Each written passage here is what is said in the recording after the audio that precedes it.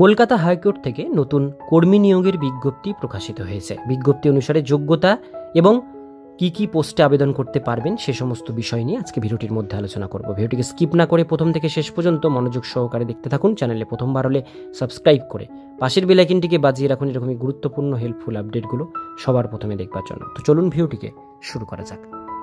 প্রথমেই বলা হচ্ছে নিচে শূন্যপদ সম্পর্কে বিস্তারিত দেওয়া হলো। এক্ষেত্রে কলকাতা হাইকোর্ট কর্তৃক যে বিজ্ঞপ্তি প্রকাশ হয়েছে তাতে উল্লেখ রয়েছে প্রার্থীদের অনুবাদক পদে নিয়োগ করা হবে। অনুবাদক বলতে কিন্তু ট্রান্সলেটর পদে আপনারা কিন্তু আবেদন করতে পারবেন।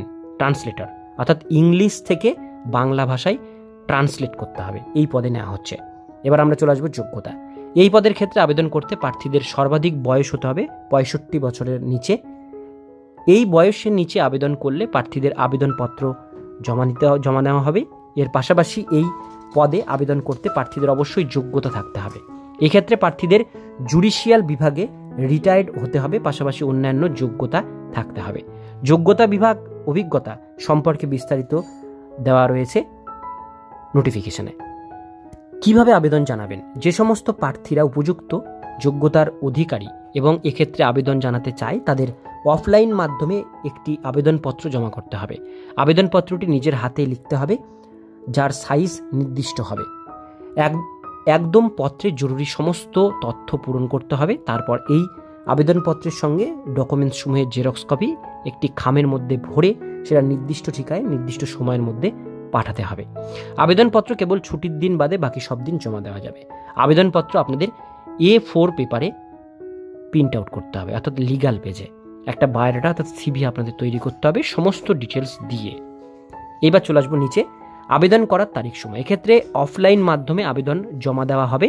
এখানে বলা হয়েছে যে তারিখটি সেটা হচ্ছে 22 ফেব্রুয়ারি থেকে 18 মার্চ 2025 তারিখ পর্যন্ত জমা নেওয়া হবে।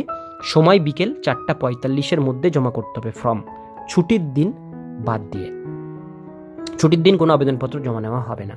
আবেদনপত্র জমা নেওয়ার ঠিকানা register recruitment and management high court appellate side Kolkata new administrative block high court Calcutta new secretarial building block B 6th floor 1 Kiran Shankar Roy road বিবিধি বাগ কলকাতা 7,01,000।